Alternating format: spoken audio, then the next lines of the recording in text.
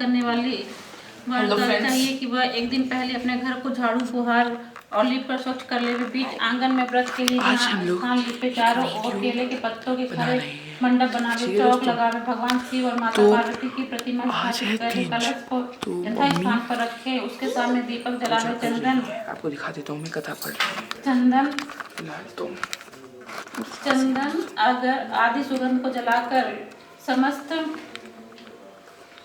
ये है अनी की फ्रेंड्स। ठीक ठीक ठीक दैट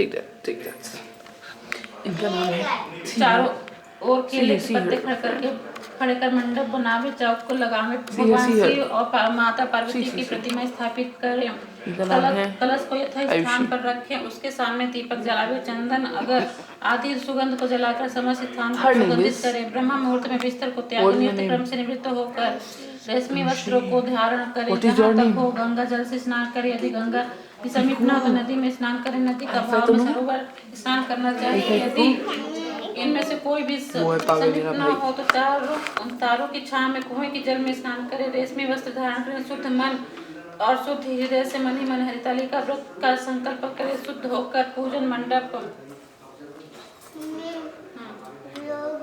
हाँ थाली रख दो।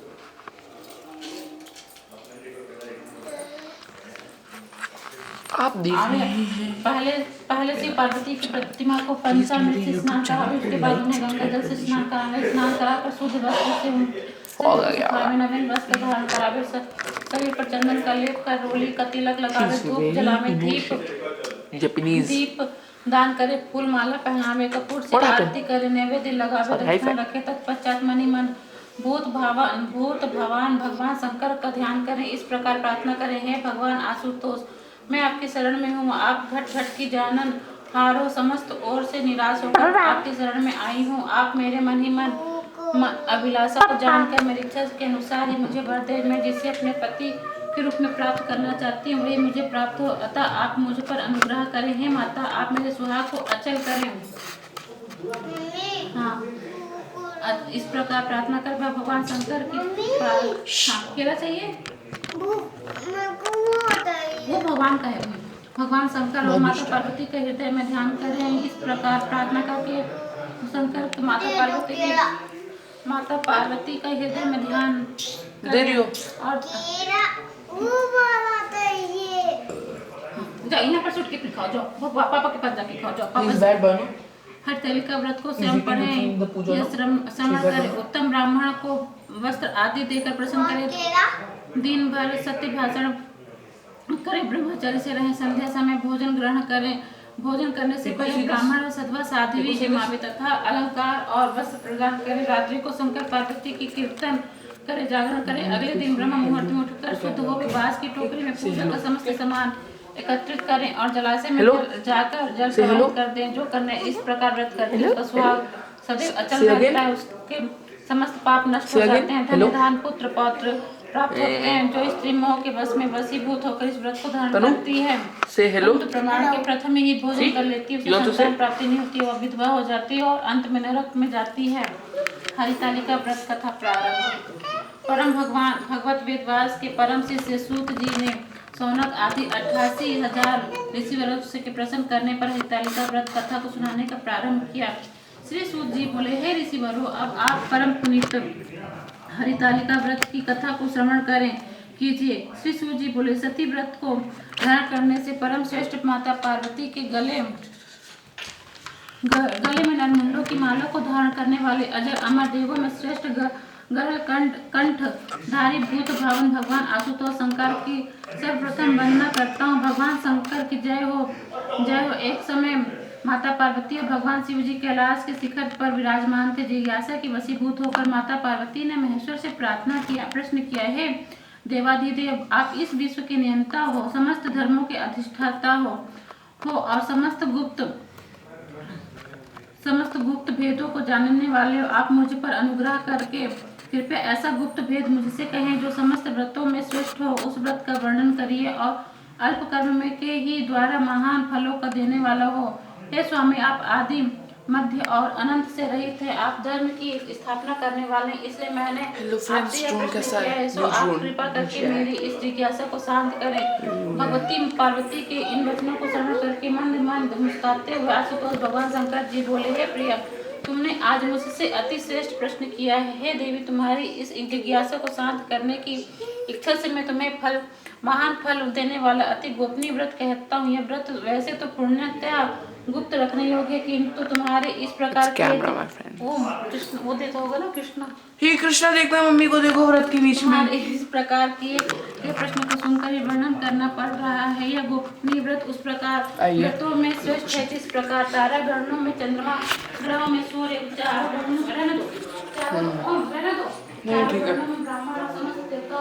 कृष्णा में आपको देखना हो तो बताइएगा, कृष्णा देखना है। टीवी कर दूँ ऑन।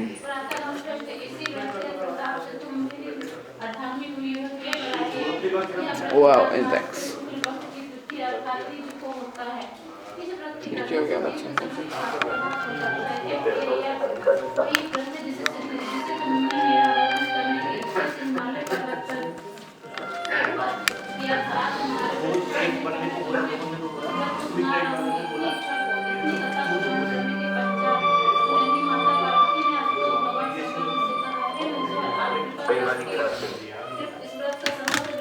मैंने ही उनको आज्ञा दी थी।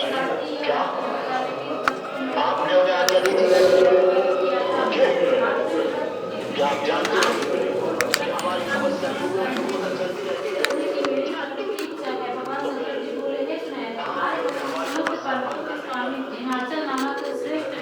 पर्वत है, उस पर्वतराज की शोभा अवर्णनीय है। उसके चारों ओर अनेक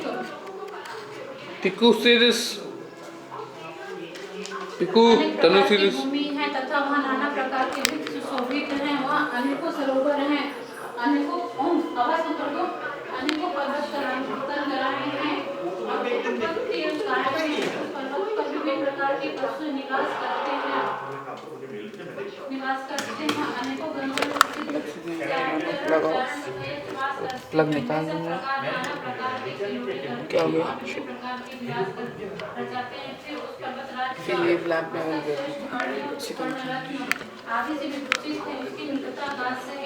हाँ, देख सकते हैं आप।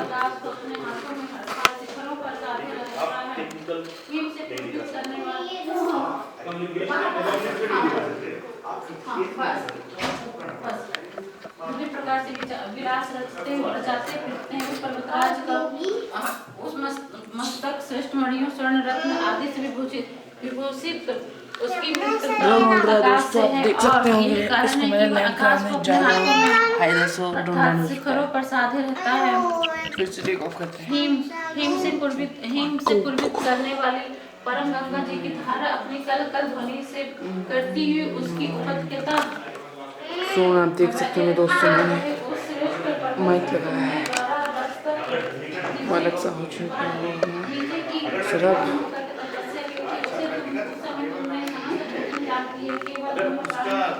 Alexa switch off the plug. Alexa volume 5।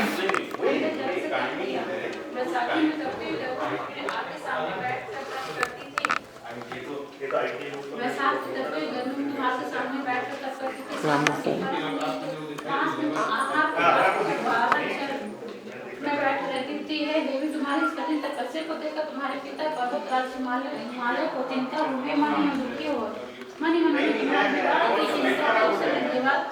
Narad ji वहाँ निकले। नारद जी ने भी तुम्हारी तपस्या को देखा। कन्या के दुख से दुखी हिमालय ने नारद जी का यथेष्ट सम्मान किया और तब बोले, समय किधर से आ रहे हैं? मैं अति भाग्यशाली हूँ जो आपने अपने पवित्र चरण कमलों से मेरे इस गृह को पवित्र किया। हिमालय के उन दिन वचनों को श्रवण करके नारद जी बोले, हे पर्वतराज, इस समय मैं विष्णु लोक से आ रहा हूँ। भगवान विष्णु को तुम्हारी पुत्री के इस महान तप का पता लग गया। इसी कारण उन्होंने मुझे तुम्हारे पास यह संदेश लेकर भेजा है कि तुम अपनी इस कन्या को श्रेष्ठ वर को ही देना।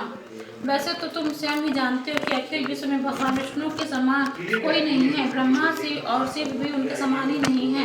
इसलिए मेरी संपत्ति सहमति तो यही है कि आप पार्वती के विवाह विष्णु के साथ करें तो उत्तम होगा। हिमाचल ने कहा, यदि स्वयं भगवान विष्णु ही मेरी कन्या पार्वती को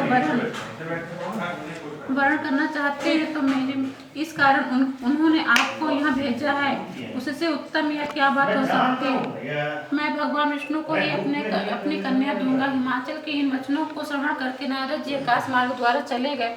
वे तुरंत ही पीताम्बरधारी शंख चक्र गदा पद्म से विभूषित कमल नयन भगवान श्री विष्णु के सम्मुख जाकर बोले, हे देव, आपके विवाह से चर्चा में मैंने हिमवान से जाकर की थी और उन्होंने पार्वती का विवाह आपके साथ करना तय कर लिया है।